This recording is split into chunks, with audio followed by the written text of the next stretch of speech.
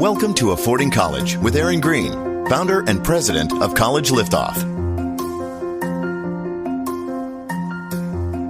All right, thanks, Deep Throaty Guy. So welcome to Affording College. I'm Aaron Green, host of Affording College and founder of College Liftoff. College Liftoff is a college planning firm I started to provide solutions for anybody and everybody that's going through college planning or has college planning needs. Our mission is to secure teens' brightest future and save them and their families thousands of dollars in the process. We work with teens throughout the entire college planning process, starting with personalized one-on-one career development work. From there, we find the best schools to match our students' chosen career paths and interests, then offer support throughout the entire admissions process. Next, we work with families' budgets to find the price that makes the most sense for their kids' education, all while ensuring it's the right fit. Today, we are Ohio's premier college planning firm. I'm happy to say that. And we're shooting for the world, by the way. And we strive to save time, stress, and money when it comes to your child's higher education. So that's a little background on myself and College Liftoff and why I do this podcast. I really want to offer families some solid advice when it comes to planning for college and higher education, because there's so much misinformation out there. The purpose of this podcast is to dispel the myths and misinformation and really help families. So, one of the most important and yet overlooked aspects of how to do proper, effective, and successful college planning is really through career development work. We talk about it all the time in this podcast, and no one knows that better than my co-host today, Sarah. Hey, Aaron. Hey, how's it going? Pretty good. Good. Yeah. And Paige. Hey, Aaron, what's going on? How are you guys doing today? Good. So, starting with Sarah, you're a rock star here at College Liftoff. You've been an advisor here with us for about 6 months. You really are working with families in every step in this process, but you really have a heart for early teens, and you actually have a background in teaching. She's been working really closely with Paige, College Liftoff's manager of client planning. Paige has an undergraduate degree in psychology and a graduate degree in education. Teachers unite.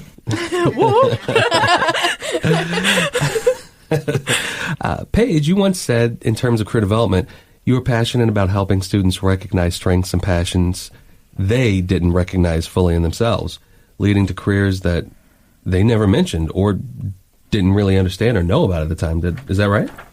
Absolutely. Hey, I sound so smart. You should give me a raise. No, it's totally true. It's just amazing when we have students come in. Even the students who have kind of an idea of what they think they want to do, so often it's something that somebody else has told them, or maybe it's a career that someone they know has. Like, I know, for instance, I was going to get a degree in psychology because I thought that what the guidance counselor did at my elementary school was really interesting.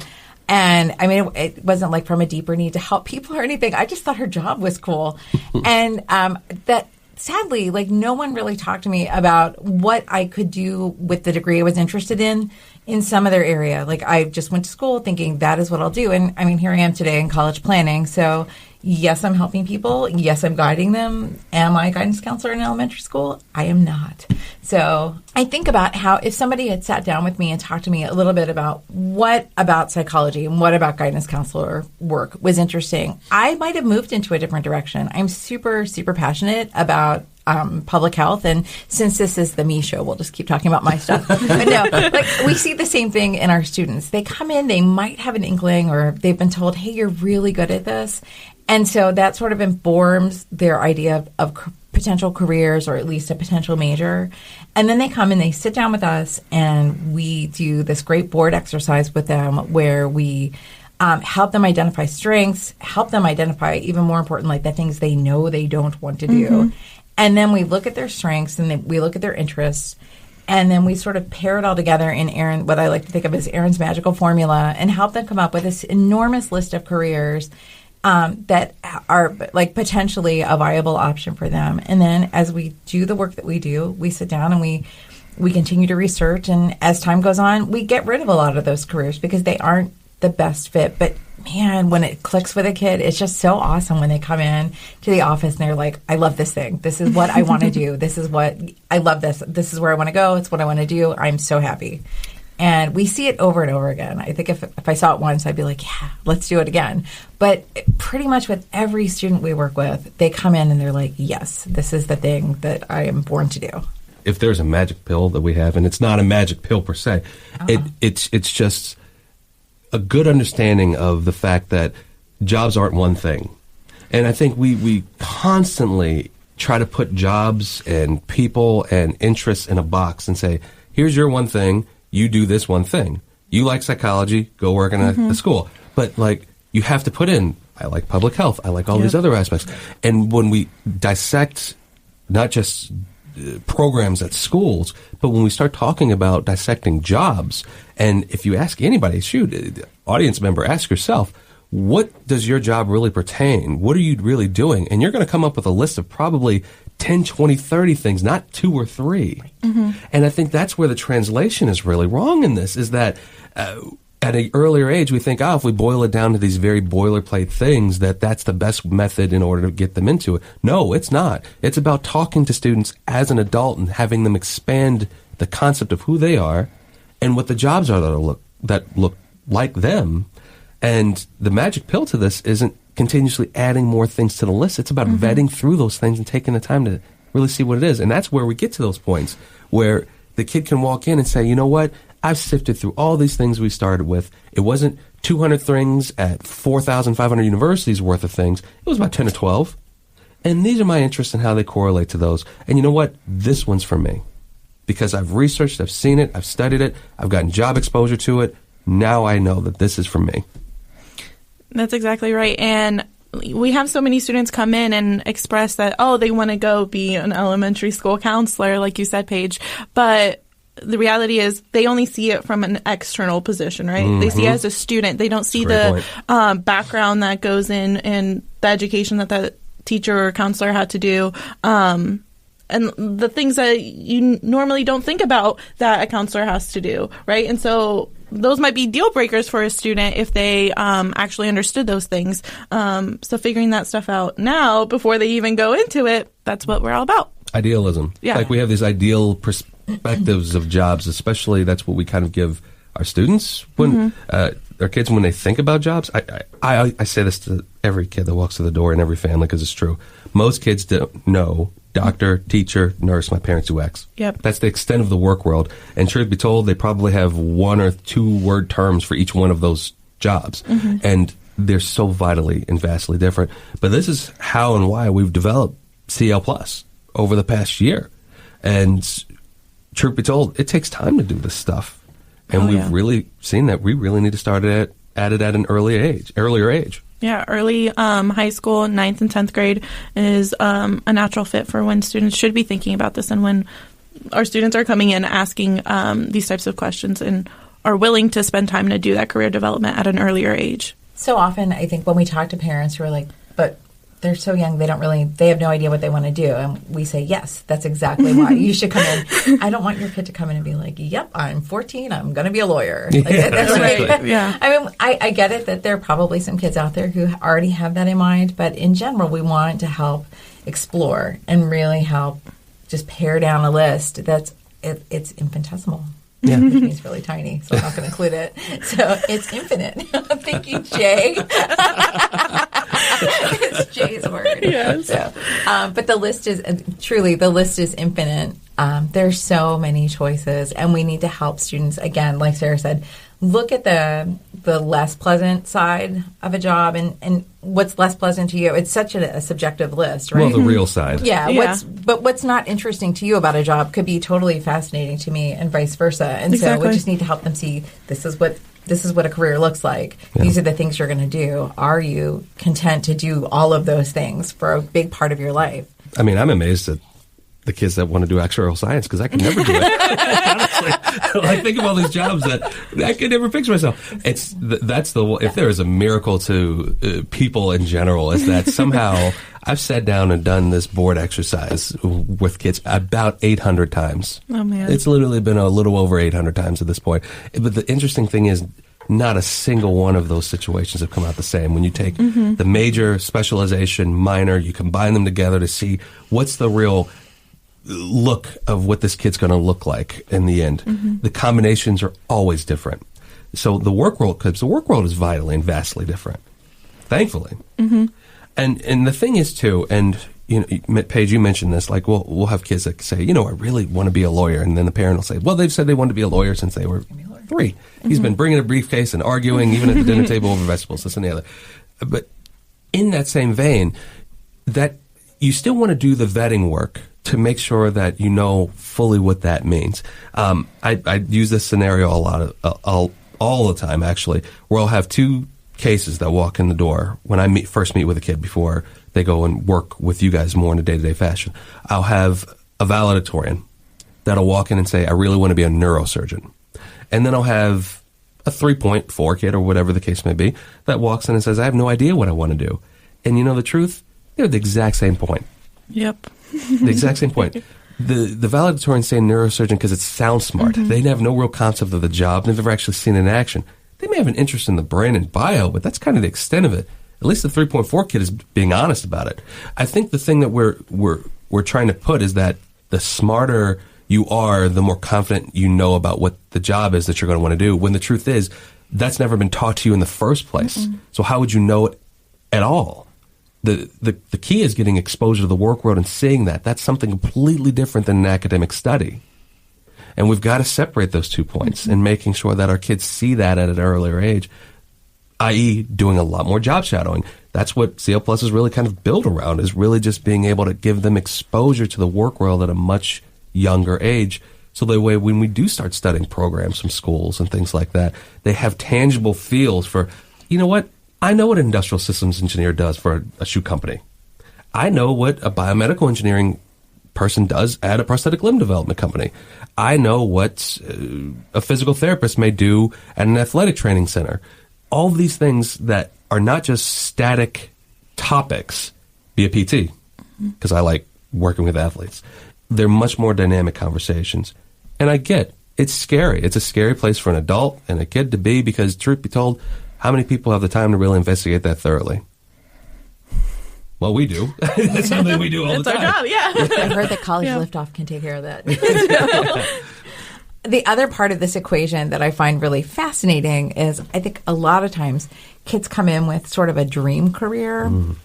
Maybe it's, for whatever reason, it's somewhat limiting, or maybe their parents much like a dream school. Yes, or maybe their parents are just super worried that it won't yield any real remuneration, so their kids are not going to get paid at the end of the day. Yeah.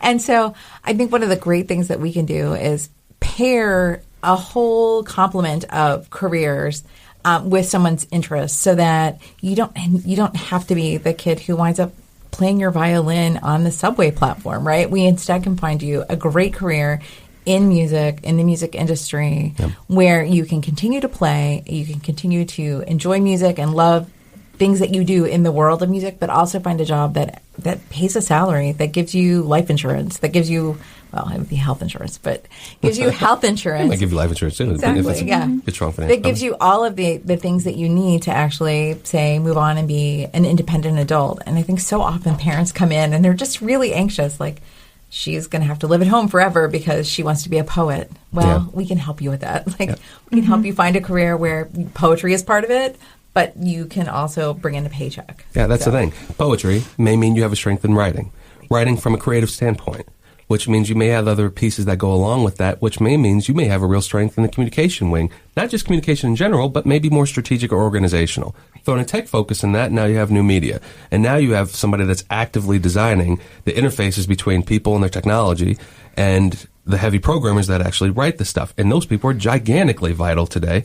And so that's where you can take these skills that we just, again, think of as static things, and they really become more dynamic as you start inputting into and putting other pieces of their interests into this and studying career fields that actively pertain to that. And then not sticking to, I love the example of music because we think of that as a one-shot thing within that industry.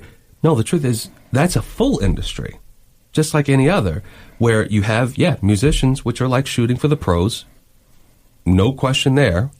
But then you also have a technological side of that, which is audio and to some degree video production, which incorporates and hires a lot of different people. And then you have a whole business aspect of music, whether it be working at the local orchestra within your city or working for a record label and all of the business aspect pieces that go along with that. It's about getting into the industry and still taking that along with it and making sure those things connect. Like I've been saying this a lot recently, international business is a terrible major. It's a terrible major because it doesn't really say anything. It's just saying you want to work internationally. A major, i.e. a skill set, is like finance, it's marketing, it's accounting, it's operational management, things like that. That's a skill set. International business is an industry connector. It's saying you want to take finance and work it internationally. So you do a major in finance, you minor in international business. Same thing goes here. You can swap international business out with music management, sports management, doesn't matter. You want to find the skill set and take it to that industry, and then you've got an N. And just like, you said that not any board that you've created is the same as the next one. Similarly, like the job paths that our students go down in their majors lead to different results, right? Every lawyer that is going to school to be a lawyer doesn't come out with the same result. They can specialize in different things. And it's really partnering up those interests and what makes you, and figuring out how you can change the world around you after you get out of college, that you can partner those things up together with. Yeah. Patent attorneys. Yeah. Patent attorneys are engineers that went to law. That's a very different thing than a civil attorney that, right. Works for the state and works on criminal cases, which is very different than pharmaceutical law. Like, you can get any type of version of that as you really want, depending on the area. Mm-hmm. Computer science is built the same way. There's a version of computer science in every single field now. It's not just a technical field. I mean, you have everything from computational biology in the health-related fields to even the more tech versions of library information science that you can get into more liberal arts categories. Like, it's expansive. And again, it boils down to there are multiple things that make up degree sets and jobs and people. And that's what you have to do, is look at it from a more dynamic perspective, not static. Yeah, it's not a timeline or a linear trajectory. It's like a choose your own adventure type thing. More or less is. Yeah, it really is. That's a great perspective. Yeah. All this says you got to start early. Right. But that's one of the great things about coming in and doing work with College Liftoff, because we want to give you access and exposure to what your career looks like. And we like to bring in real world examples of people who are working in their industries. We like to talk about how they got there, what they did in the work leading up to what they're doing now. Yep. And we like to talk about what that looks like going forward for them, and what they're hoping for. Because what we know is that very few of us now, we don't work like we did like 60 years ago, where, you start a job at 22 and you finish when you're 60, 65, and you do the same thing all the way through. Our jobs change and warp all the time. Mm-hmm. And even within an industry or within a company, the work that you do often shifts pretty dramatically. And so it's really terrific to bring in like a group, just in the month of February. I think it was February. February, yeah. Yeah, we brought in a group of counselors and social workers to talk about what it looks like to work in that profession. Yep. And people talked about, that both the high points and the difficulties in working in these careers. And it was fascinating. I think our students gained a lot of information. I think that we probably inspired a few people to move forward, and I think we probably similarly inspired a few people to look elsewhere for a career. Like, it just, after hearing from other people about what this really looks like, maybe they decided it's not for them. And then the nice thing is we can take that same interest area and just shift it a little bit and talk about, well, maybe you don't want to do, say, social work in a hospital setting, but what about child life? Yeah. Or what about, let's look here, let's look at public health. There are so many different ways that we can spin the same set of interests and strengths and just turn it into the perfect fit for you. So I think and with that panel, there were three different perspectives on what social work really was. It was everything from working in a children's hospital to working clinically, and then also working for a New American-based group and seeing how that was done, and then giving the real of what their day-to-day life looks like within those areas. Again, that way this student, whoever that student may be that's sitting in that audience, can now see and understand that and really be able to grasp, now this is social work. This, granted, it's still from three perspectives, but it's 3 times more than they've had before versus just an ideal perspective of what they may have thought of it before. Oh, 100%. And those 3 perspectives, they all majored and they have different backgrounds. Yeah. Like one of them was photography, right? And they just landed into social work through experience and through different past experiences and jobs. Yeah. So real quick, just some quick anecdotal pieces. Like, what's it like working with younger students? This is something this is new to College Liftoff. We've traditionally worked with really students starting in their junior year. This is an additional add-on service because our clients have come to us and really have asked us about this. What can we do at a younger age in order to help their kids foster better understandings of jobs and pieces? So CL Plus was basically created by our clients in order to help them do this a lot better. But what have been some fun experiences so far? Sure. So for some of my students, they're just, ready to jump into the research and look at colleges and look at careers. And while others will admit they know nothing about the world of work or the world of college, but they're open to starting with workshops that we have monthly and going to job shadowing events, even if they weren't necessarily job shadowing opportunities that aligned with majors that you had pointed out in their board. They're open to those opportunities and experiences. And I think having that time, if they're starting in 9th grade, we've got 4 years to develop what it is they like and dislike. And having that opportunity with time on our side gives us that benefit to do both for our students. Yeah, absolutely.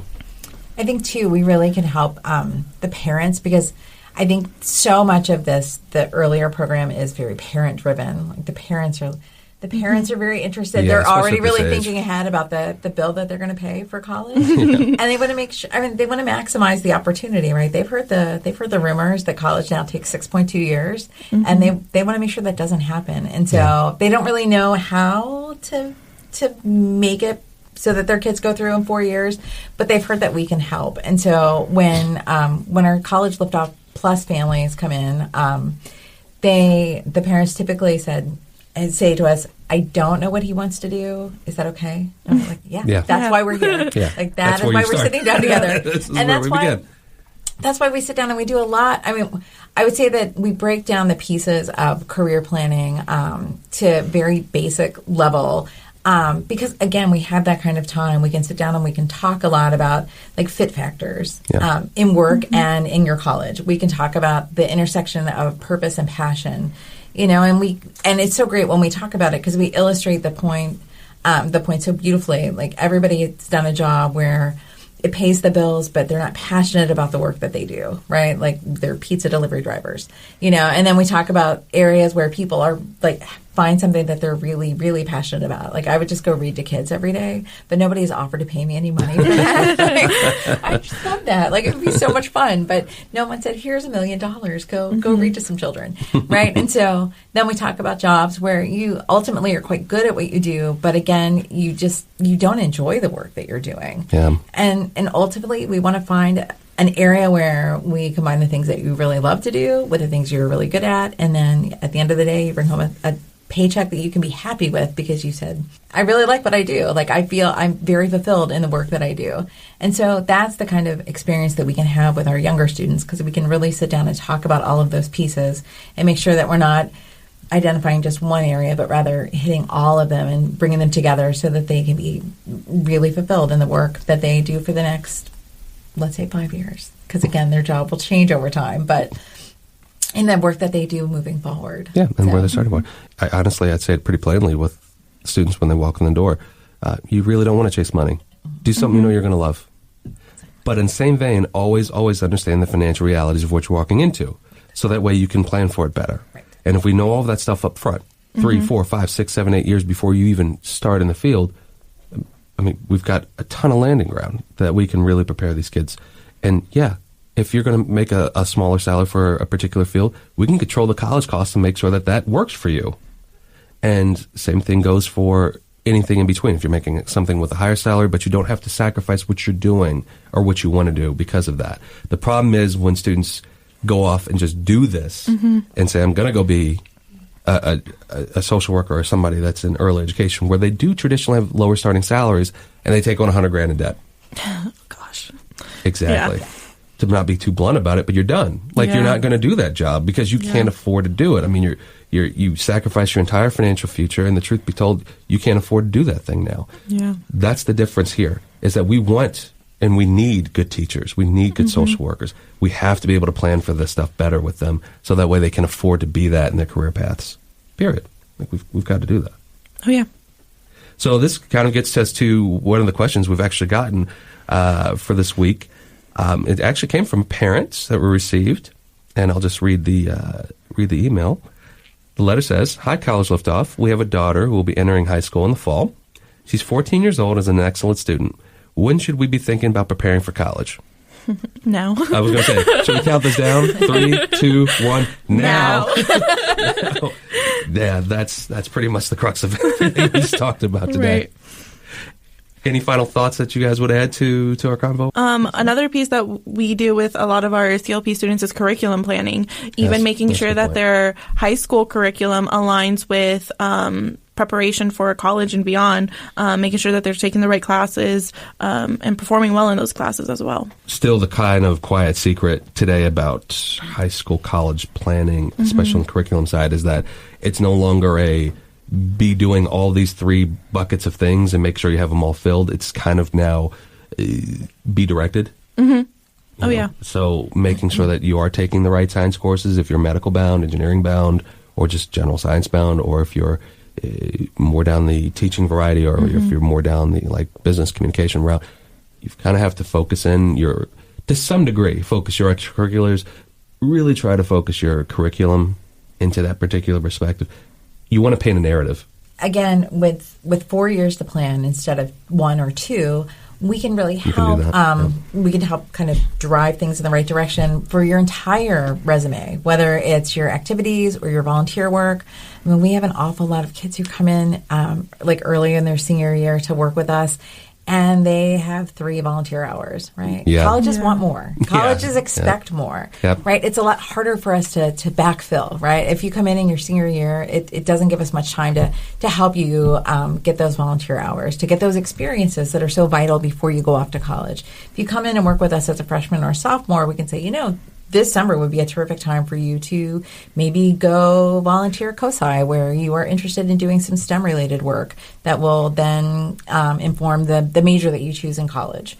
Or to take on a job that, again, gives you some real-world experience in an area that you're interested in. Those are all great things that we get to do, and we can talk about. I think kids a lot of times have this pretty outdated notion of just the number of activities they need to have on their schedule and again on the resume to say, I was really great at everything that I did all the time and I did a lot of different things. And we can help them make more informed decisions moving on. And again, it's the benefit of time. Yeah. Truth be told, you don't want 8 things, you want 3. Yeah. Honestly, you want 3 and you've honed in on and you've taken leadership roles in and you've really shown some peak interest in those. And especially now, we're talking about certain fields. I mean, we're seeing undergraduate degrees even at the 2-year level, like the PTAs, where, truth be told, they're requiring that you have a certain amount of volunteer hours. 40 to 20, 40, or 60 in different settings, even. Yeah. Not just at some random place that you thought would be willing to house you for a couple hours. But no, they are serious about that for sure. And if you're just finding that out when you start application season, if you're doing this on your own and you find that out in September, you're not going to be a PT or going to PTA. It's not going to happen. So you've got to do this stuff earlier. We've got to be able to plan for it earlier. And that's the whole premise of College Liftoff Plus and why we've created this model. And it's an expansion of our service into the 9th and 10th grade model for that reason, for that exact reason. Make sure parents and students are more prepared. Well, and I'm glad you mentioned the parents, because in addition to a lot of the workshops that we offer for our students, we offer separate workshops just for the parents, because I think parents, especially younger students, are really hungry for more information and good quality information about how to help their students adequately prepare. I mean, they know that the influence that they have at 14 is really different than the influence that they'll be able to exert at 17. And so they want to get in early and be able to help their students make good choices. And if we can help them identify the soft skills that students need to be successful, or great, like financial planning vehicles to make sure that they have enough money to support their students through school, those are great conversations that we love to have with our families. I was going to say, this isn't even talking about the money end of what we need to do to prepare for an earlier age. That's a whole other podcast, because it's all of those pieces that we talked about just today, just on the side of figuring out what you want to do at the younger age, whole different story. You have to prepare those things earlier, period. So what are some of the workshops that we're doing with some of our parents, just again to kind of give them that earlier piece as well? Well, right now in April, we've got one set up for what your student needs to know. So some of those soft skills that Paige was talking about, and how you can start developing that with your student now before they head off to college. In addition, we talk about or we have a workshop for which test and when you should be preparing for the ACTs, SATs, all of that stuff. I always get a ton of questions on that anyway. Yeah, and that's something that our parents are always asking about. Yeah, more about the application process, college visits. If your student's got an IEP or 504 or plays a sport, how do you incorporate that into the college search? So a whole bunch of great information for our parents. Great. Excellent. Yeah. Well, thank you, Sarah and Paige, for sitting in with me today. Thanks. And thank you, listeners, for listening. As always, if you do have any questions that you'd like us to answer, please feel free to email us at hello@collegeliftoff.com. You can also reach us at 614-329-6633. And please always follow us on social media, whether it be Instagram, Facebook, Pinterest, Twitter. Just search for College Liftoff and you'll find us. Also visit us at collegeliftoff.com for more information, and you'll get access to our blogs. Our podcasts are there as well. And please subscribe to Affording College wherever you get your podcasts, whether it be iTunes, Spotify, wherever the case may be. Thanks again, and we'll see you next time. College Liftoff can help empower you to make college affordable for your student. If you want to learn more about your options, Aaron will be responding directly to your emails. Email him a question at aaron@collegeliftoff.com. Thanks for listening to Affording College with Aaron Green of College Liftoff. If you'd like more information, visit collegeliftoff.com.